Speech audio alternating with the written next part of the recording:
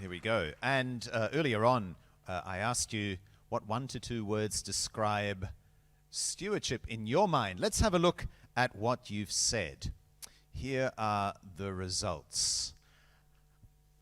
Big keywords: accountability, responsibility, leadership. I'll get your reactions to these in just a few moments. Let's look at some of the other words. Are there any ones that leap out at you of these words? Outcomes, headache. Okay. Trust, trustee. Who wrote boat? Okay, I guess like the captain of a ship. Perhaps that's what you meant.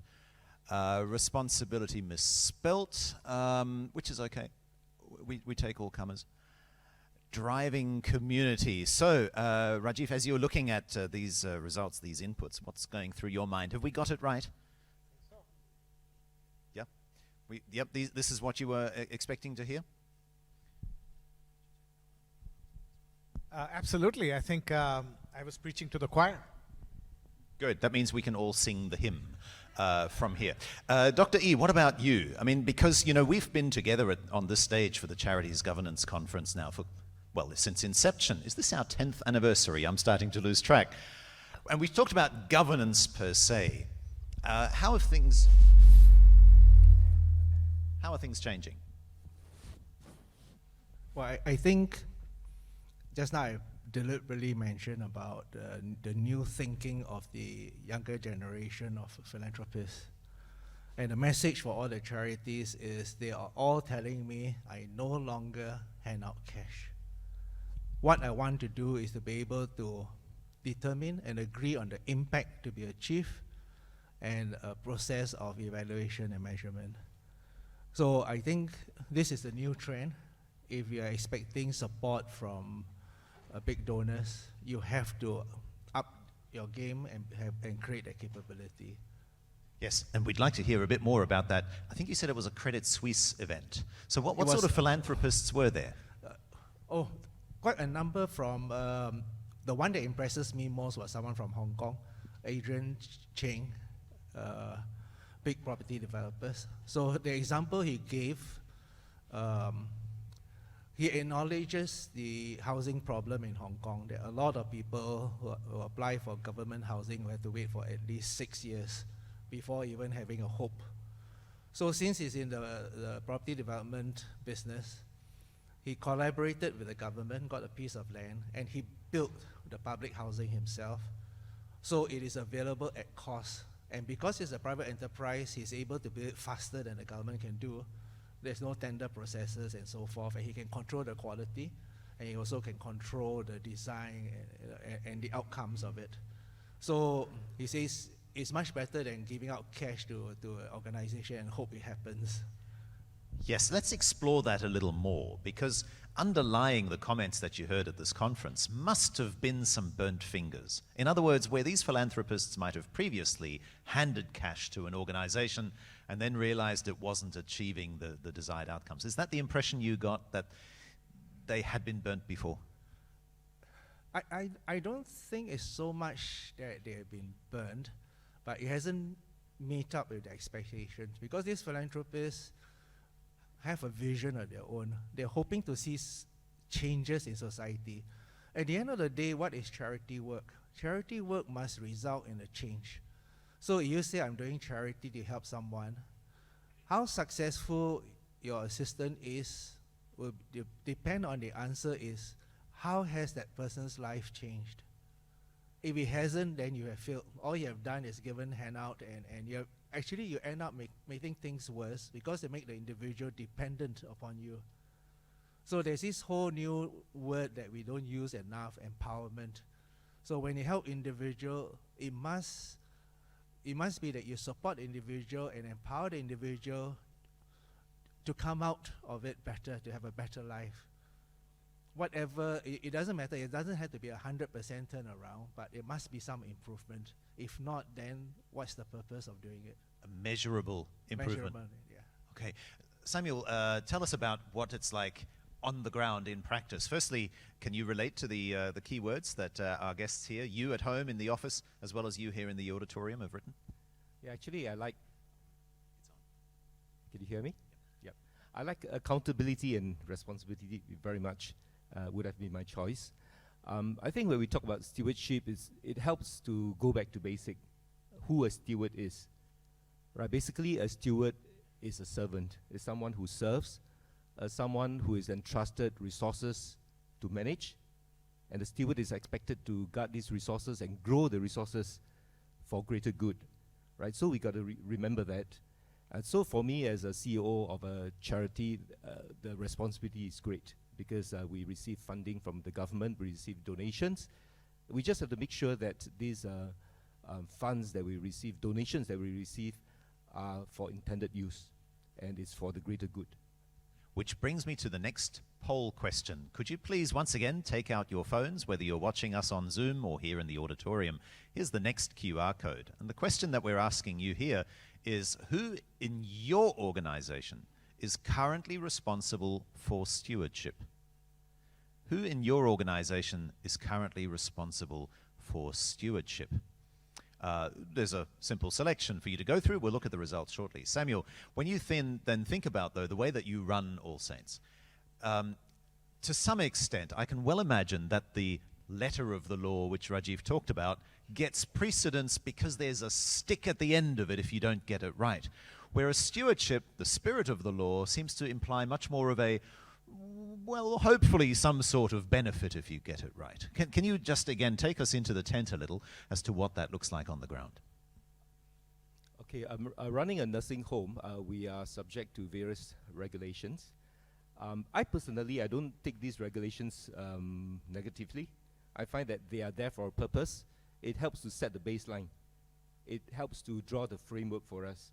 But I do agree that we have to be careful with let's pay attention more to the spirit rather than the letter, right? So our rules are important. You know, we should understand the rules, right? Then later on, how to live out. And promoting values is very important, right? So in my organization, we have core values that we are promoting: compassion, assurance, respect, and excellence, right? So in these values, there are some element of stewardship. You know, when you want to do something well with excellence, that is stewardship, right? So what we try to do is to help the organization at all levels, you know, understand the meaning of stewardship. And to me, stewardship is not just the responsibility of the board and the senior management. It is for all parts of the organization, at all levels, all functions, from the chairman of the board all the way down to the people who are operating on the ground. Rajiv, what's your assessment of what you're hearing so far? Because, again, carrot and stick, is there a problem with the fact that stewardship often just doesn't fit into a checklist? It's not as easily measured as, you know, meeting certain regulations in the code. You know, we talked. Is this on? We talked a little bit about ESG earlier. We talked about the fact that, you know, is this working? I'm not sure it is. Hello? Yeah. So we talked earlier about ESG and the fact that we need to save the planet and we need to save and address the issues of income inequality, and that's what the charity sector is doing. And the problem I have with all of this is the fact that we are using a carrot and stick approach to change behavior. We are saying, let's get green finance going with cheaper capital. Let's get incentives. What gets measured gets done. I have a huge problem with that, you know, because measurement also creates all kinds of ethical problems, because people start measuring for measuring sakes and then printing these reports which make them look good, but actually it's A, more form than substance, and B, downright wrong information because your short-term incentives are aligned to that. So carrot and stick approach will only get us this far. Regulation and rules give us a floor of minimum standards of good behavior. If you don't do this, if you do this, you go to jail. Just because you don't steal and just because you don't kill does not make you a good person, right? So regulation gives us a floor. It protects today. How are rules made? You know, somebody did something bad. All right, let's come up with a strong law that this never happens again. They look backwards. What we need today is to create a tomorrow where planet Earth and humanity is not only saved, it thrives, and for that you need leadership. And therefore, leadership has to be values and purpose-based, less rules-based. I'm not saying don't follow the rules. I'm saying use values and purpose to move forward. That's the key. Okay, Dr. E? Yeah,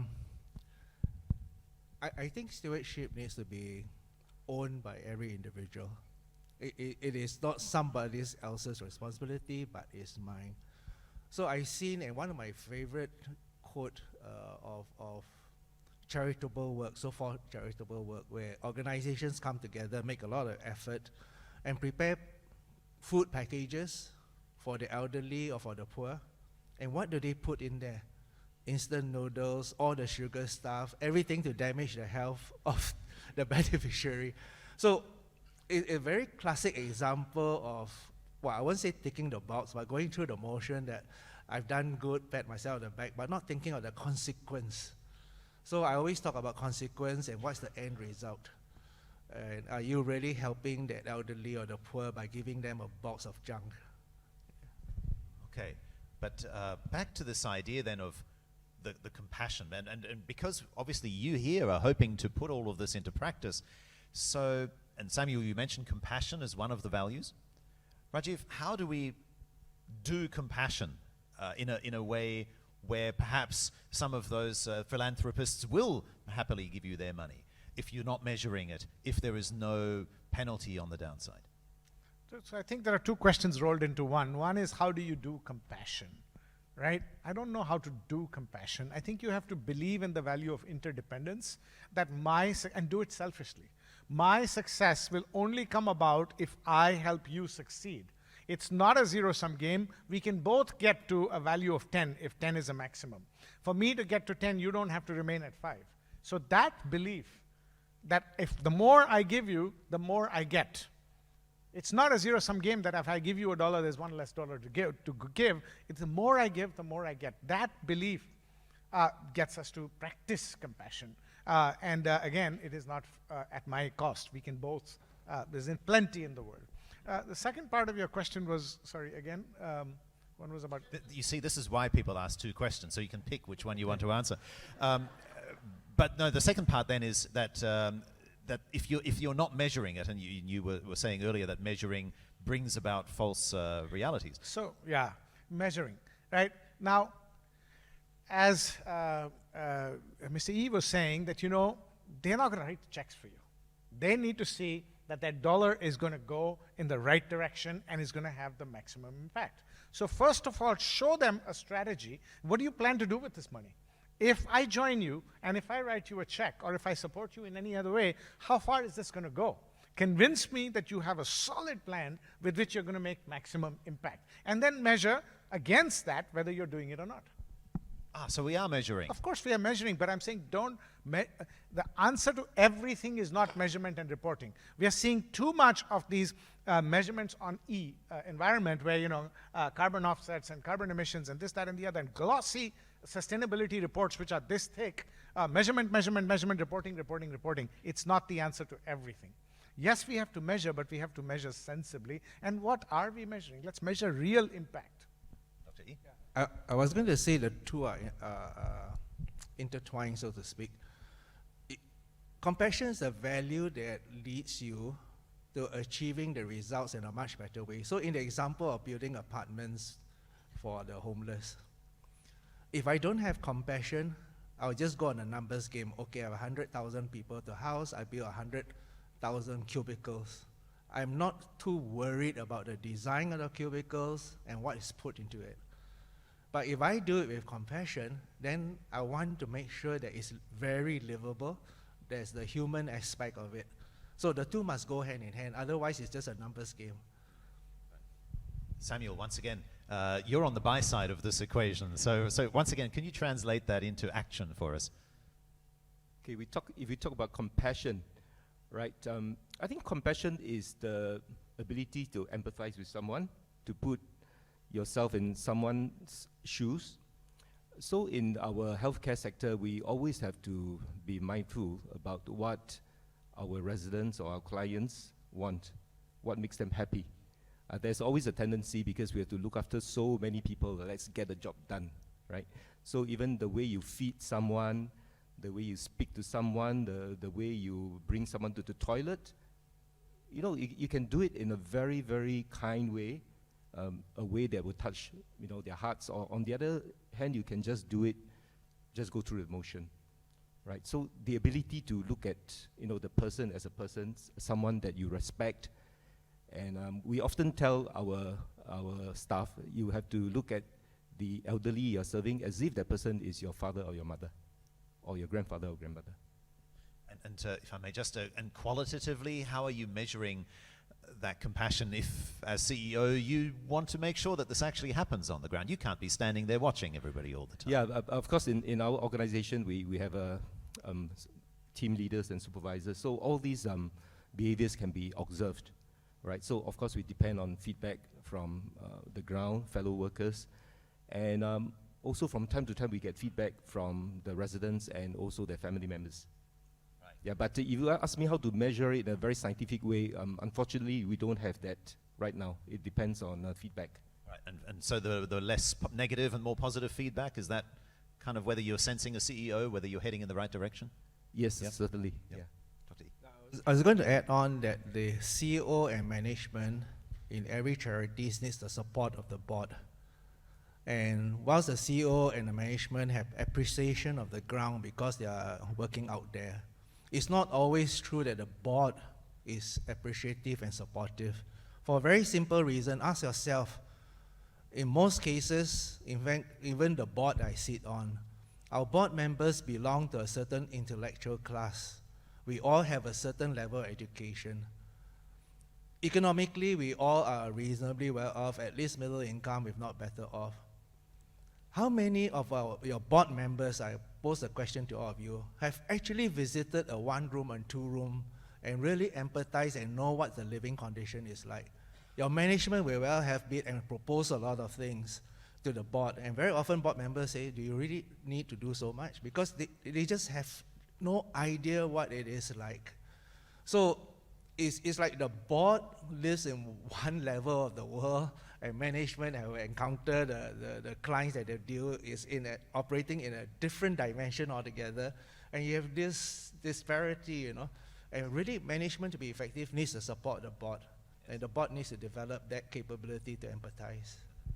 A one-room flat in Bukit Timah Road looks very different than in Ang Mo Kio. Okay. Marina Bay. Marina Bay. Marina Bay, yes. Just behind us here, in fact. You can probably see it through the curtains. Let's have a look at the answer to the question I asked you. And I asked you to say who in your organization is responsible. Rajiv, they got the answer right again. Right, so 2 in 3 of you think that all of the above. Just between us, though, do you think that might be a tad of wishful thinking? Or is that actually what you're seeing in organizations, that in fact everybody is responsible? So those organizations that are getting it right, in there it's absolutely true. Everybody needs to be a steward leader, not just a steward. The difference between servant leadership and steward leadership is servant leadership only focuses on serving the people that you lead. A steward leader creates innovation using creative resilience to create a better tomorrow. Everybody has to be a steward leader. So say that slowly. A steward leader needs to... So a steward leader, as I said, steward leadership is the genuine desire and persistence to create a collective better future. So it involves a huge amount of innovation, a huge amount of strategy, and a huge amount of visioning. Servant leadership focuses mostly on just serving the people that you lead. So if you want to be super ambitious with very limited resources, everybody needs to be a steward leader. Okay. Once again, Samuel, translate that into the on the ground, if you could. I mean, Wow. the team leaders, I mean, what does this look like at All Saints Home when the team leaders are engaged in this?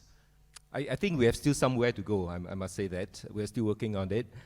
But I do agree that we should promote steward leadership at all levels of the organization. I'll give you an example. Let's say a facilities assistant who is cleaning the toilet, right? If he focuses on cleaning the toilet well, use good processes and have a sense of pride in what he's doing, to me that's steward leadership. And if the staff are constantly having this discipline of switching off the power when not in use to save the electricity bill, to me that's steward leadership. And also the kitchen staff. If the kitchen staff focuses on cooking good meals for the residents and for the staff, and at the same time also ensuring there's no wastage. That is also steward leadership. Thank you. Very practical examples. Dr. E, can I just draw your attention to some of the others? So first of all, thank you, and keep up the good work if you're in the 2 out of 3 of you who is already in an organization where all of the above counts. But what happens, can we just point out the finance heads here, Dr. E, because you know, when I'm thinking again at your attendance at the Credit Suisse conference, you might very well say, well, actually the person who holds the purse strings has to make sure that that impact is achieved. Can you just give us a bit more color on that? Well, one level of stewardship, you have to ask yourself, what are you stewarding? And really your resources are part of it, and finance is a very important part of it. So if you are not stewarding and making sure that your dollar is well spent, you're getting value for it, then something will go wrong. You end up spending the money not resulting in getting the impact that you want. So I'm quite surprised to see that finance is rated so lowly. Actually, all of it are equally important. Because my starting point is very simple. As a steward, you recognize that there are many stakeholders. The organization is not yours. You're just stewarding it for your stakeholders. And why does the organization exist? The only reason for your organization to exist are the clients that you serve. Then the question I ask, how many of the charities here really know what the needs of your clients are? Or are you all just brainstorming among yourself and say, this is good, they should have this, they should have that, but do you really know what is it that the clients want? Because ultimately, that's the purpose of your existence. You exist to fulfill the needs of your clients, but you haven't even gone down and do a survey and speak to your clients and all that. How do you fulfill that part of it, of fulfilling the needs of your client and stewarding all the resources you have towards achieving that one objective? And to be clear, clients means beneficiaries, not the whatever donors. term you can call it, clients, patients, beneficiaries, but the purpose of your existence. You don't exist just because you want to be an organization. You exist because there is a need out there, and you must be very clear in your mind, who are you serving? Who are the people that you exist for, and what really are their needs? Well, just finishing off on the finance area, and as you've pointed out, everybody needs to be part of it, but is there a particular aspect of finance, which by definition is all about the number crunching and the measurement, that can also demonstrate stewardship? How should a finance head demonstrate stewardship? Well, basically you need to make sure that the money is well spent in terms of budgeting, in terms of the resources that you acquire with the money, because it's a conversion of one form to another form. So there's a lot of thought process that goes into it. Are you getting the best deal in order for your clients? Because almost any goods, there's a whole list of choices that you can have. So sometimes, you know, the early days of charities, 40, 50 years ago, charities exist just to shelter and to keep a person alive. So you're very happy with donated goods. Broken down furnitures, add a few nails and planks here, and it can still be used, you're very happy.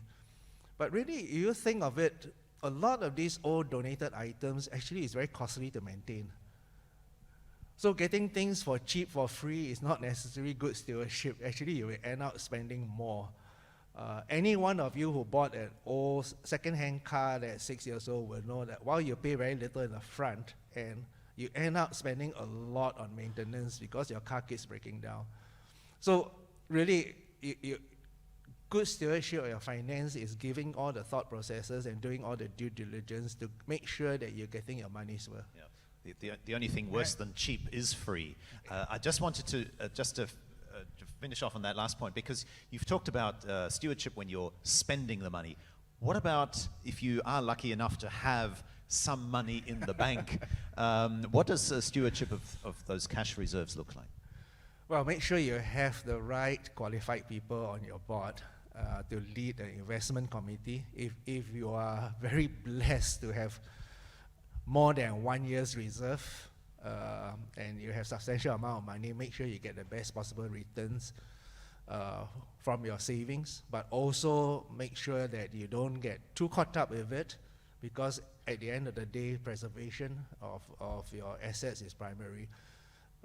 The sad truth is nobody's going to thank you for making $1 more, but you're going to get a lot of stones thrown at you if you lost $1, especially when your investment show a lower value because of the need to mark to market. It's not a real loss, but how many people really understand that? And with the stock market today, if you're unfortunate enough to pick the stocks, which are safe, but because of the value of the stock market is marked down, and it shows that you have a paper loss, you're really in trouble. Can I just make Please. a point on financial stewardship? When everybody becomes a steward leader in the organization, which means you are now leading with values and purpose rather than rules and policies, okay, that's when financial stewardship is at its best.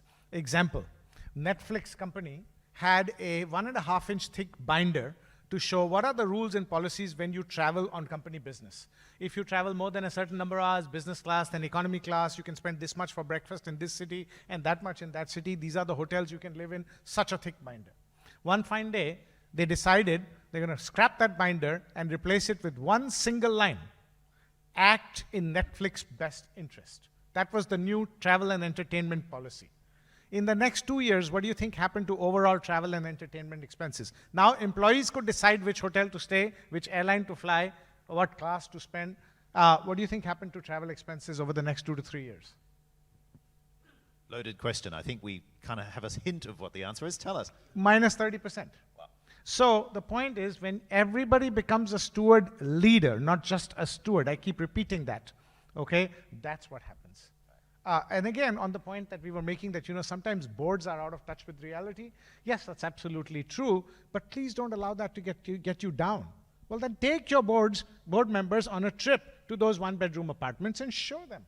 And secondly, boards will be supportive if you show them a compelling vision and what you plan to do. I've been in the nonprofit sector for 12, 13 years now. I've never had a board problem and they're tough people. Really tough people, and sometimes out of reality.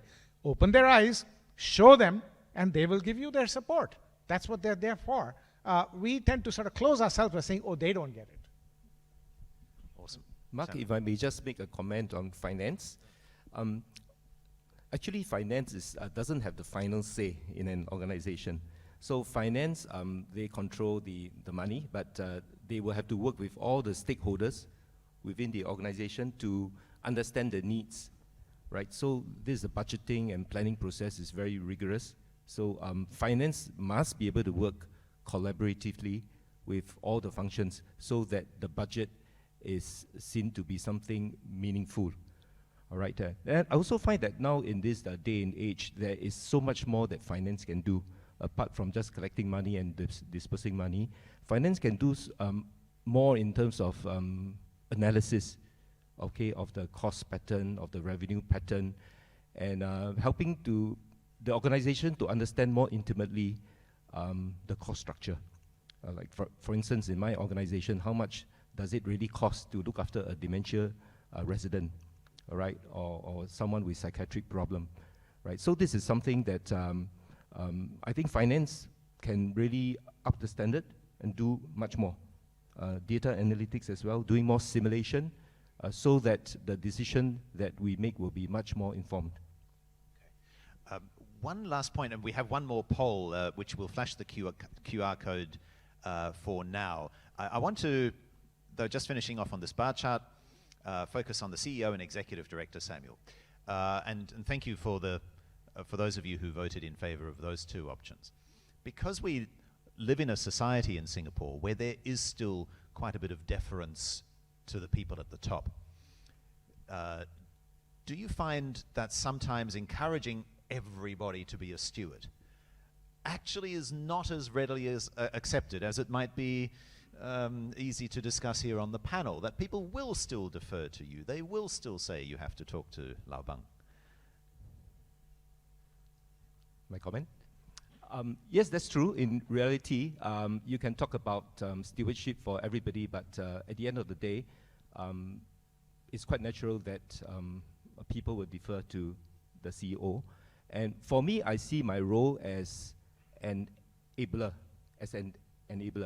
So I will have to play my part in communicating what we are trying to promote to the board, and to the staff, and to the various stakeholders. And how to do it well, I'm still learning. Right, so I see myself as an enabler. So do you find yourself having to say to your staff in ways that our guests on Zoom and here today might have to constantly be pushing back and saying, no, don't look to me, you figure it out, you do it. Is that about right? Okay, not only that, I think we have to demonstrate the role modeling is important, right? People will look at the board, people will look at the senior management, the small little actions that you do, people will form their impressions, the way you treat a resident, the way you treat a volunteer, the kind of tone that you use, the way you use your expenses. Okay, even the way I entertain someone, for lunch. I have to be very careful about that. So I think role modeling is important. Communication with the staff is important. Communication with the board is important. Okay, speaking of lunch is 20 minutes away. We'll pop up the QR code so that you can also vote on this question, which we've already got some answers on. In my organization, we celebrate acts of good stewardship. Is this, Rajiv, in your experience, perhaps another way to create that impact? That simply you highlight people who do this well? Absolutely. So coming back to the question, is it everybody or is it that people just still defer to the CEO? It depends on top management. It's how you are inculcating the culture. You mentioned earlier, pushback. If somebody comes to you with, for every decision, the counter question is, if you acted according to our values, what would you do here? And keep demonstrating that you can take ownership here and do it, and you will not be, and instill a little bit of forgiveness in the culture. Because my research is saying that when you give people freedom within the framework, the values and purpose is non-negotiable. Make that very clear. Only about 3 or 4% of the people will misuse that privilege and freedom. 95 to 96% will give you more responsibility, will act with more responsibility. The problem is not that people don't want to take leadership. The problem is in Asia, people at the top don't want to give leadership. Okay. So that might also be something to overcome for a number of people, right? Do you have any street smart insights for how to do that? None other than the fact that, the best steward leaders create more steward leaders, and that means giving up control to the people that act according to values and purpose, and only if you're comfortable in your own skin and don't have insecurities. Remember, one of the big problems was insecure CEOs. Insecure CEOs can never give up control.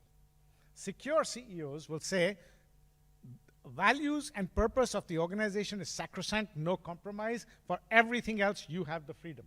You have to role model that behavior. That's scary, though, for many people. That's scary for most people who are insecure. Right. Okay. Good.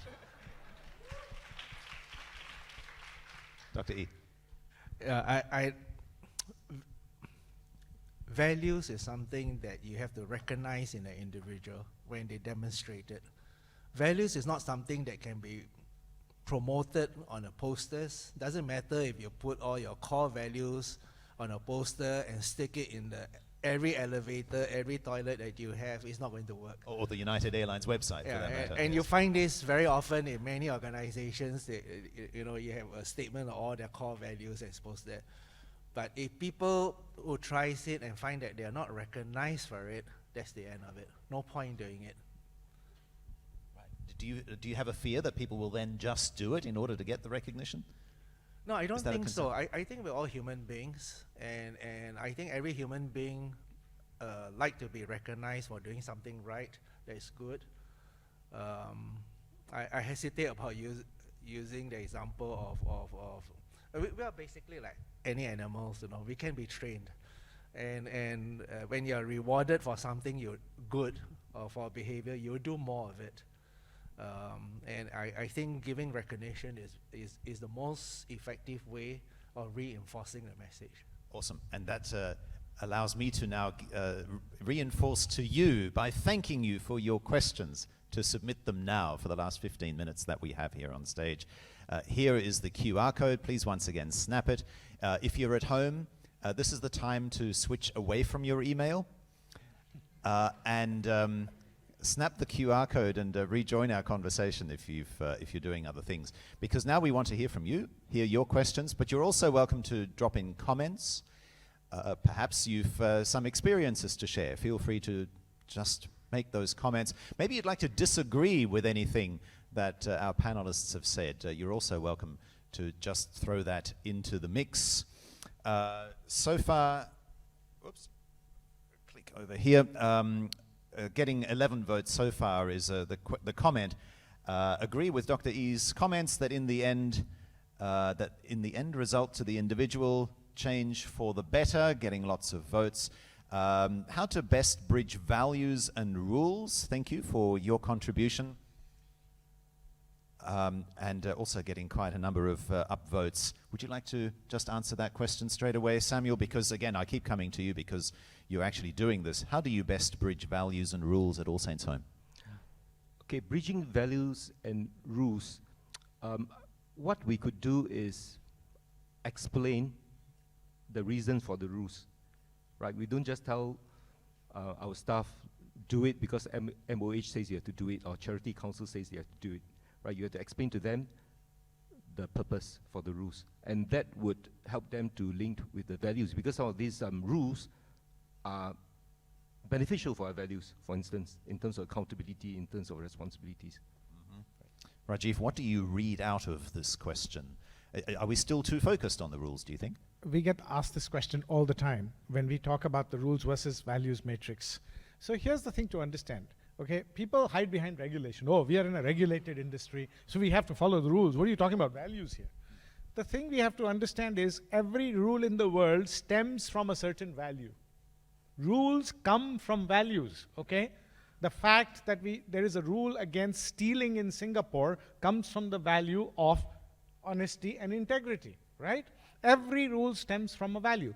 If values are lived, rules are automatically followed.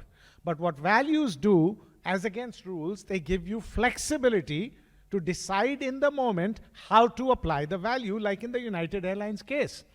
If you applied the values, you would offer more money, but there was no empowerment to live the value. Go the extra mile for the customer, says the value.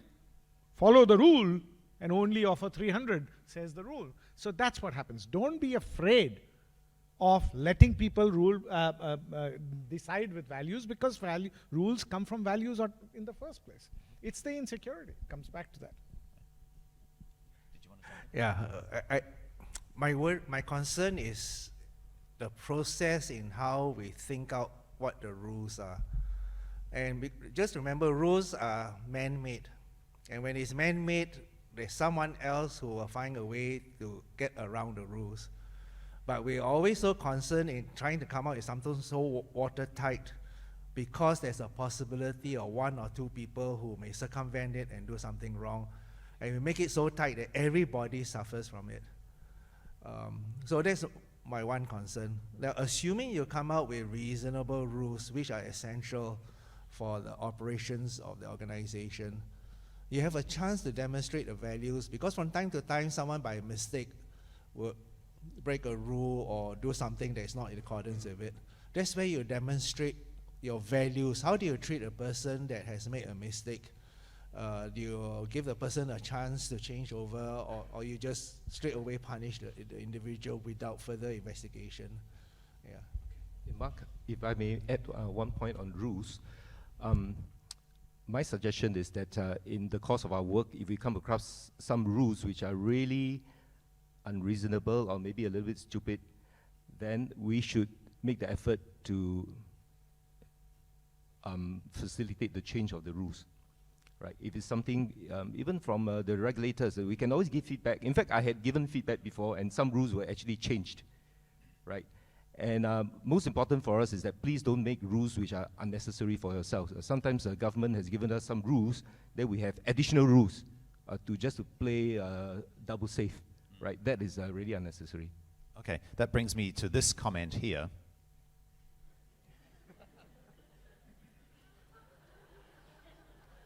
They have a point, right? Thank you for submitting that.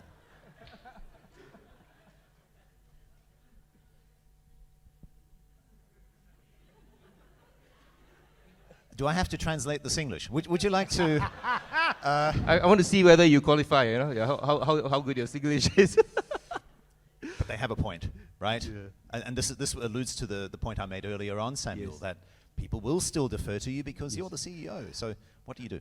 Okay, what happens is this. Of course, I mean, untested situation. I mean, everybody will want to play safe, all right, just take orders. But I think we can create the empowerment through experience, right? It's not going to happen overnight. Today I say you are empowered, then you just do it. You won't do it. But we start with small things, right? Let's say just now we talked about celebrating good stewardship behavior. If these behaviors are promoted, are recognized, are acknowledged, then they will do it again, right? So over time, you'll create a culture. And this culture will not happen overnight. It takes time. Right. For now, I agree with this statement. This statement is 100% true in this part of the world, because Singapore and Malaysia rank the highest in the world on what's that index called? The Nasi Lemak Index. The distance between the people feel between CEO and employee.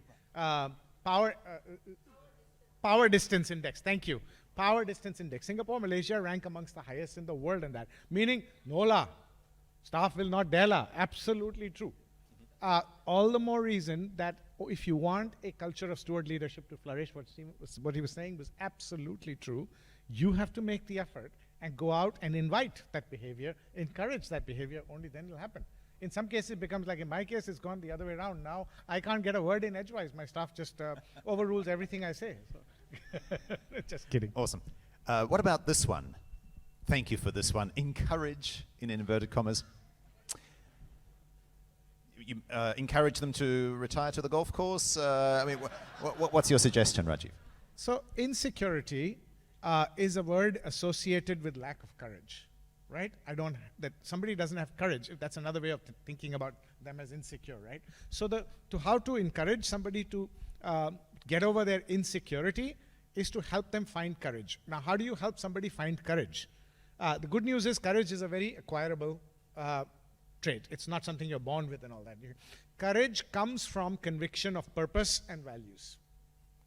The more convicted you are in your values and a values-based purpose, the more courageous you are. Gandhi was willing to die and take the body blows because he believed in non-violence and freedom in such a strong way that, so what, at worst I will die. That's called courage. So help people understand what their values are and what their purpose is, and they will get courage, and therefore they will lose the insecurity. Okay. And we're going to have the courage of our convictions today. If you'd like to join us on the panel, we have an extra microphone here. Come on up. Here's my open invitation. Seriously. Take it from me. I would also much rather be speaking to women. No offense.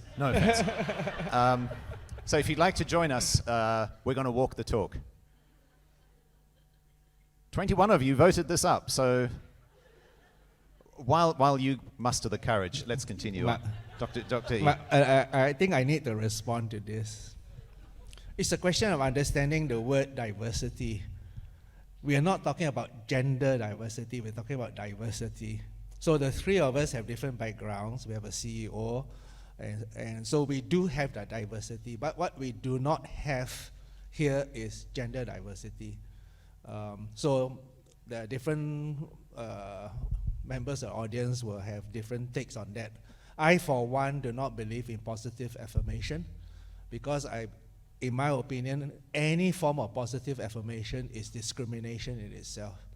When you reserve the right for one class of people, you are excluding the rights of all the other classes. That in my book, must be discrimination. But we certainly must provide diversity, especially in the charity sector. We always complain that it's so hard to find good members on the board, but if you open your mind up and not have any reservations in the selection of board members just because on gender, on race, on beliefs and so forth, you widen your choices, you widen your options. So I do believe and do support and promote diversity in itself. Thank you. If you'd like to give him an applause, feel free. Here is the next one. 2 questions and observation. Hard to find people whose values and purposes are aligned with the better good and the organizations. Rajiv, also this one was added, inspired by Netflix. Not sure it's such an overarching act in the company's best interest will be able to satisfy regulators' concerns over governance of charities? So would you like to respond to both of those, Rajiv? Let's respond to this one first. Please, I want to make sure that I leave the right message. When I say rules versus values, I'm not saying break the law. Let's get that very clear. Rules, which are laws of the land, need to be followed. No question about that. Okay? There is plenty you can do to live your values that without breaking any laws of the country or without breaking any regulations. You have to follow the regulations. That's our environment. We are here. We have to follow whatever the authorities tell us to do from a rules and laws perspective. Over and above that, are you giving people enough empowerment to live and decide according to values? And this idea, this question comes up a lot, that, you know, because we are so regulated, we can't give our people freedom to act according to values. Please listen to what you're saying when you say that. There is plenty of empowerment based on, otherwise don't have those posters as you were saying. What's the point of those beautiful posters and those wallet cards and things like that, even in the toilet? But no, don't practice it. That's just to beautify the walls. I mean, that's not okay. Yeah. So don't be afraid. Which leads me to this part. I mean, do we have people who are not afraid? Is it hard to find people who actually walk the talk? It is. It is. As with everything else in the world, the 80-20 rule applies. Okay?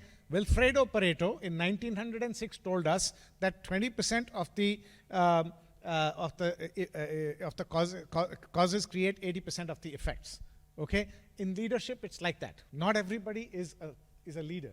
Not everybody chooses to. Everybody can be a leader, but not everybody chooses to be a leader. The 80-20 rule applies. So that I don't think is going to change much. But if 20% of the people step up to steward leadership, that's enough to save the world. Okay.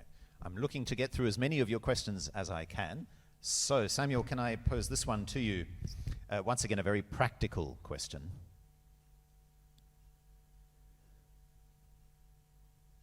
How do you do this in your organization? Value-based empowerment and flexibility. This is a very big word. Huh? Will leadership really naturally know what needs? Okay.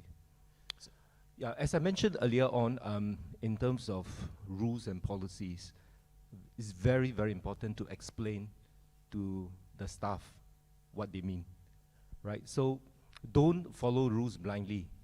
If you're not convinced about the rule, you have to ask. Then we have to try our best to explain. But of course, sometimes we can't fully convince that person, but if it's a rule, eventually you still have to follow, right? But we should try our best to explain the meaning behind. And when you have got this understanding of the rules, then you can practice the values. Okay, values-based empowerment. Okay, so within the values of the organization, you allow the staff to exercise authority, like what you mentioned earlier on, Rajiv. Whatever that is not so important, we can put it aside. Those that are core to our values, let's pursue it. All right.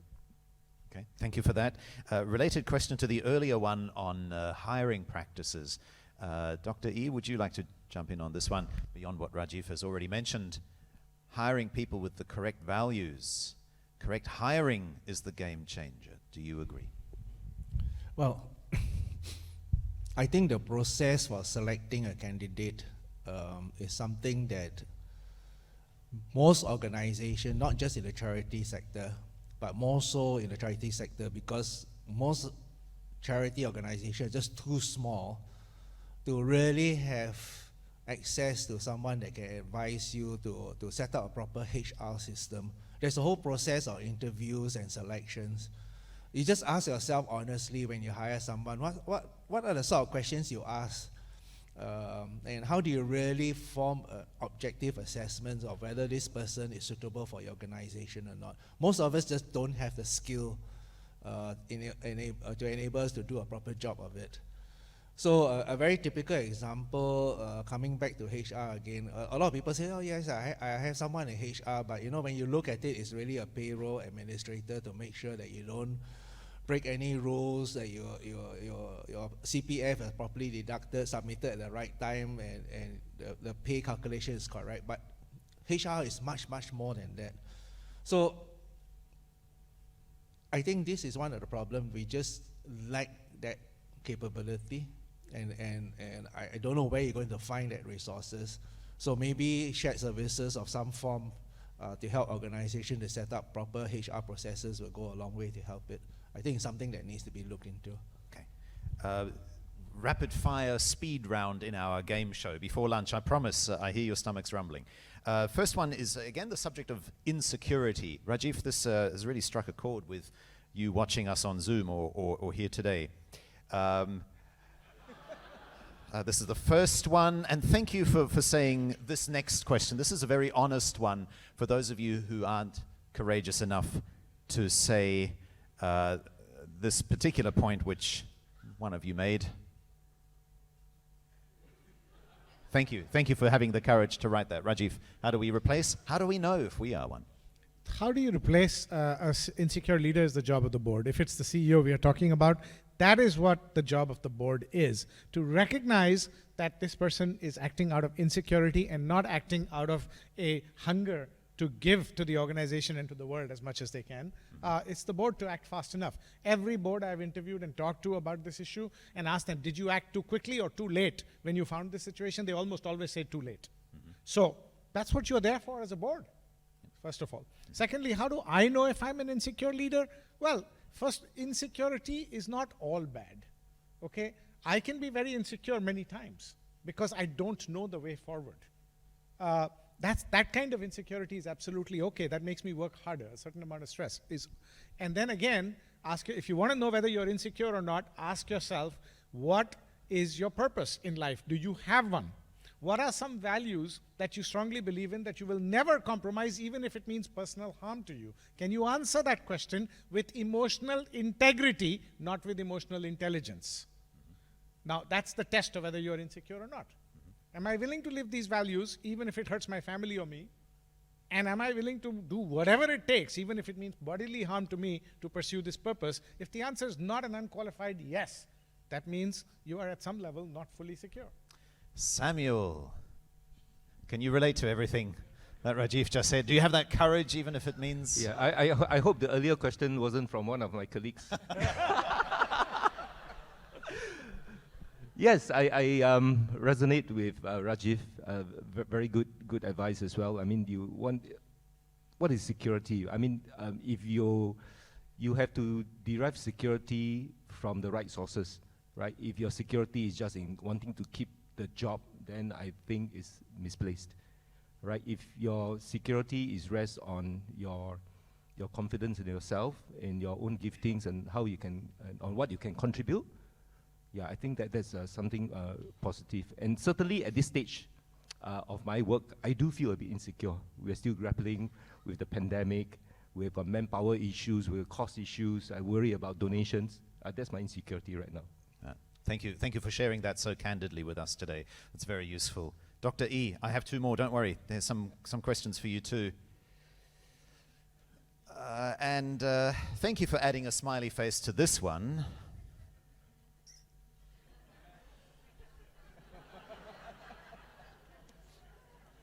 I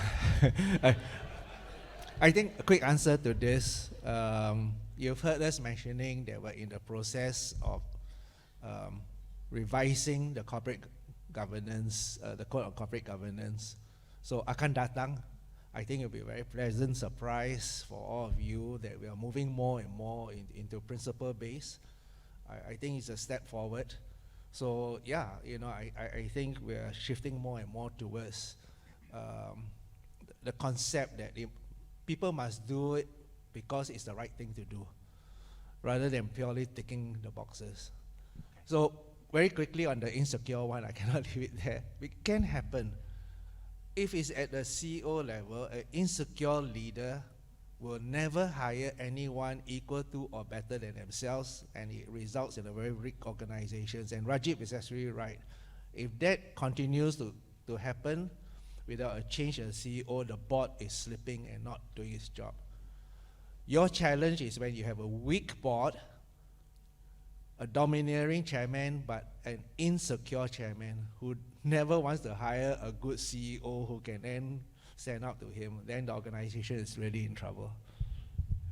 Which leads us to the final set of questions, and let's see that we can cover all of these. Dr. E, this one leads on from what you were saying just now. Right, a lot of your questions are about how do I now implement this, how do I now enact this, and that's what we're going to wrap up with as we head towards the lunch break. How can we put this into practice? There's another one here about training courses. Get Rajiv's name card, I suspect. Here's another one. Again, this is, again, a how question. How do we do this? Right? How do we put this while we're keeping the engines running? How do we go about doing this? So, can you finally wrap up, maybe Rajiv first, with the next steps? I'll go with this one. This idea that I'm too busy with the bread and butter stuff to keep the wheels running, turning, and the lights on. I don't have time for more strategic planning and this hairy-fairy stuff like steward leadership. My only submission to that is steward leadership is going to get you higher. Steward leadership is keeping the lights on and keeping them brighter. Steward leadership keeps your wheels turning even more, and steward leadership is the only thing that is going to get you out of that resource constraint if you're feeling it right now, because steward leadership calls for a very strong conviction in purpose and huge amounts of innovation and strategy to solve for the things that we think cannot be done. So it's not an either or. Okay, good. Thank you. Dr. E?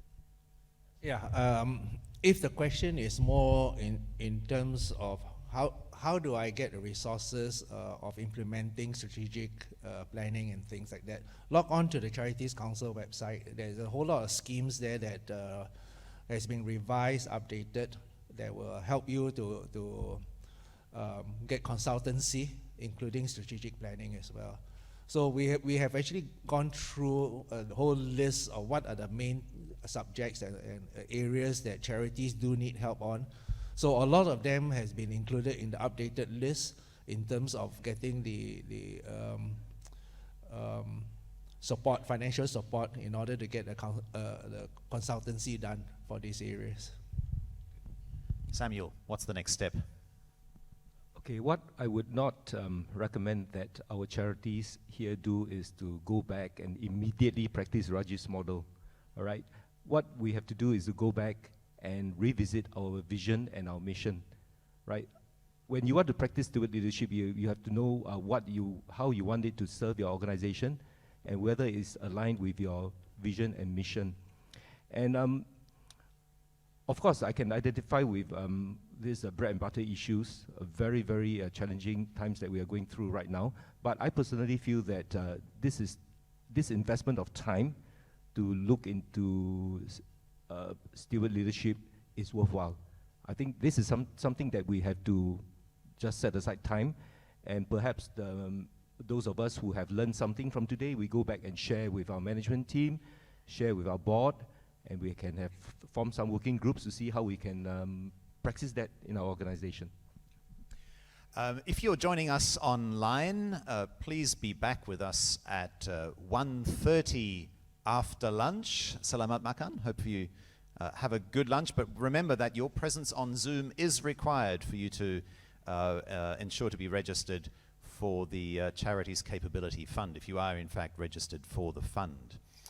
So see you at 1:30. For